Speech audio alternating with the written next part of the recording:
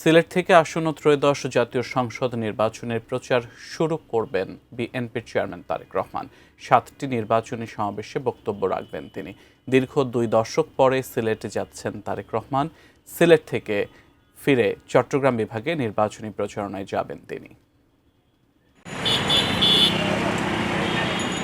2005 সালের পর সিলেট যাচ্ছেন বিএনপি চেয়ারম্যান তারেক রহমান। জিয়া পরিবারের ঐতিহ্যের ধারাবাহিকতায় তারেক রহমানও নির্বাচনী প্রচারণা শুরু করছেন হযরত শাহজালাল ও হযরত শাহপরানের মাজার জিয়ারতের মধ্যে দিয়ে।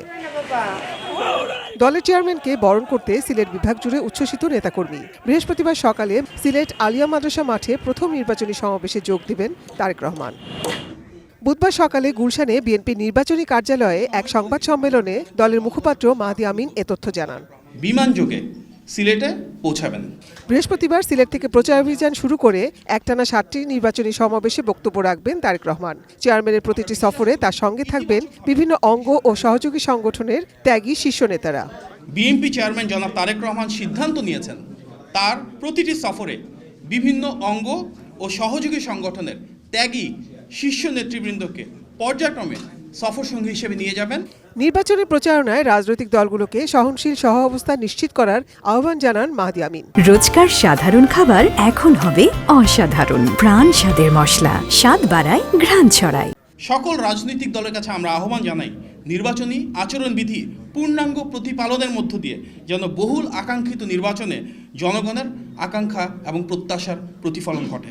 সাংবাদিকদের এক প্রশ্নের জবাবে মাহদি আমিন জানান, বাসায় বাসায় গিয়ে ভোটার আইডি কার্ড ও বিকাশ নম্বর সংগ্রহ করা কোনোভাবেই কাম্য নয়। জনগণকে সজাগ থাকার আহ্বান তার। নির্বাচনের লেভেল প্লেইং ফিল্ড যাতে নষ্ট না হয় সে ব্যাপারে দলগুলো এবং নির্বাচন কমিশনকে সজাগ থাকারও আহ্বান জানান তিনি। প্রবাসী ব্যালটের ক্ষেত্রে যেটা হয়েছে, অত্যন্ত একটা সুকৌশলে বা অপরাজনীতির একটি কৌশলের মাধ্যমে আমরা সেখানে দেখলাম ব্যালট বক্সের সিরিয়ালটাকে ম্যানিপুলেট করা হয়েছে। নির্বাচন কমিশনের হয়তো নির্দিষ্ট কিছু ব্যক্তি রয়েছে, একটা অংশ রয়েছে যারা এভাবে পূর্ব পরিকল্পিতভাবে ম্যানিপুলেশন করছে। আমরা আমাদের দলের সব নেতাকর্মীকে আহ্বান জানাবো, আগামীকালকে থেকে যে প্রচারণা হয় সেখানে আমরা আমাদের ইতিবাচক রাজনীতিকে যেন ধারণ করে সাধারণ মানুষের কাছে ছুটে যাই, আমাদের পরিকল্পনাগুলো তুলে ধরি এবং যে ধরনের অপপ্রচার রয়েছে সেটার বিরুদ্ধে যেন যা সত্য যা সঠিক সেটার পক্ষে অবস্থান নেই। গণভোটে হ্যাঁর পক্ষে বিএনপি, দলের প্রার্থীদের এ কথা জানিয়ে দেওয়া হয়েছে। অপপ্রচারের বিষয়ে সতর্ক থেকে দলের নেতাকর্মীদের ইতিবাচক রাজনীতি করার আহ্বান জানান মাহদি আমিন। জনগণ যেটিকে মেনে নেয় তার উপর ভিত্তি করে রাষ্ট্র পরিচালনা করব। সুতরাং সামগ্রিকভাবে হ্যাঁর পক্ষে আমার অবস্থান এটি আমরা সবাইকে ইতিমধ্যে বলে দিয়েছি। Nazia Afrin, ATN news, Dhaka.